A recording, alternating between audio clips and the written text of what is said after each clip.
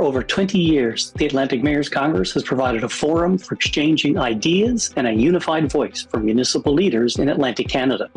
The Summerside edition has a particular focus on addressing housing and homelessness, with sessions engaging community, provincial, and national perspectives. From Guildford Twins, it's an absolute pleasure to be here on day 2 of the Atlantic Mayors Congress. A lot of great conversations happening and good collaboration. Why don't you introduce yourself? Tell us what you do.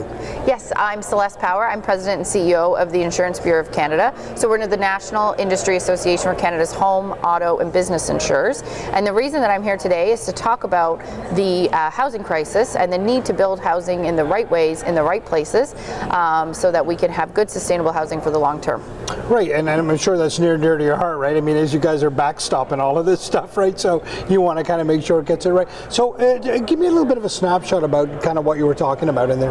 Yeah, so I got involved with the task force because, one, I think that we absolutely need to get this housing thing right, and we need to move very, very quickly. Right. The new generation have a very, very hard time finding housing, finding affordable homes, and there's a real big challenge, but there's also a lot of opportunity here. And from my perspective, being in the insurance industry now for about 10 years, we have seen that our severe weather events are getting worse, both in terms of severity and frequency, and it's having a hard time on our homes. And so we really want to make sure that we're building in the right areas. We're not building on floodplains, we're not building in wildfire zones, and in those places that we make sure that we're mitigating as much as possible. So what I brought to the conversation today, or at least tried to, was the idea of, when we're thinking about the housing challenge, let's not just think about getting the houses up wherever as quickly as possible. Let's make sure that we're getting the right housing up in the right way so that we don't have to rebuild them in 5 years or in 10 years. We can make this sustainable. A lot more expensive to rebuild, than to build one, for sure. So I like the way you described that, you take it from a crisis and the challenges there, and there's opportunities there. Talk to me about some of the opportunities that exist there. There's so much opportunity in this housing crisis. I always like to try to see things from that good, positive perspective. One, there's tons of employment opportunity. We heard in the room today about questions around how do we get more people wanting to develop in these communities and getting more local jobs wanting to develop and do construction on these pieces. And in Atlantic Canada, we're always looking to grow our employment. So there's a big opportunity there.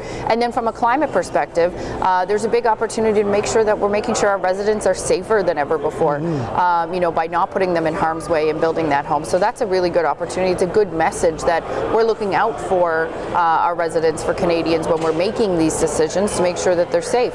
And then there's also the opportunity that we look at, we look at the fact that we're seeing more and more people coming into Atlantic Canada. They're going to need services, they're going to need health care, and they're going to need places to live.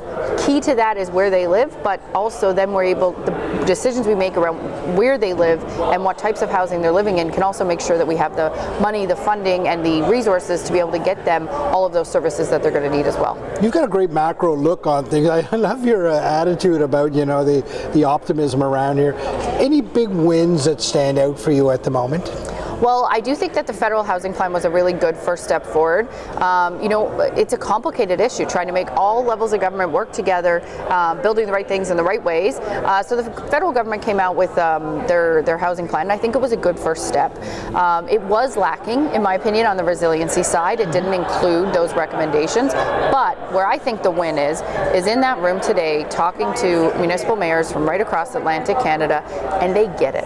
They're like, we need better housing. We need to make building codes easier. We need to make things easier for developers. We can do things from our perspective, and they all had the end user in mind, the homeowner, the Atlantic Canadian, the islander in mind. And I think that that's a huge win. When we're putting all of our own things aside and just thinking about how can we make this best for the Canadian, the end user, I think that that's a big win right there. And that means we're going to get somewhere good. I can tell just by the energy in that room, the types of questions being asked, really everyone coming together, wanting to work together to figure this out and putting new ideas on the table, not just thinking, well, we always done it this way, so we'll always have to do it this way. No, all bringing in new ideas to try to do it. I think that that's a big win. That's the hardest first step. Fantastic perspective, and we really appreciate you in the conversation. Thank you. Thank you so much.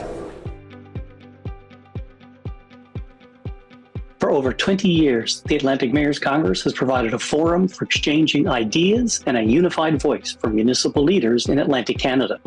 The Summerside edition has a particular focus on addressing housing and homelessness, with sessions engaging community, provincial, and national perspectives.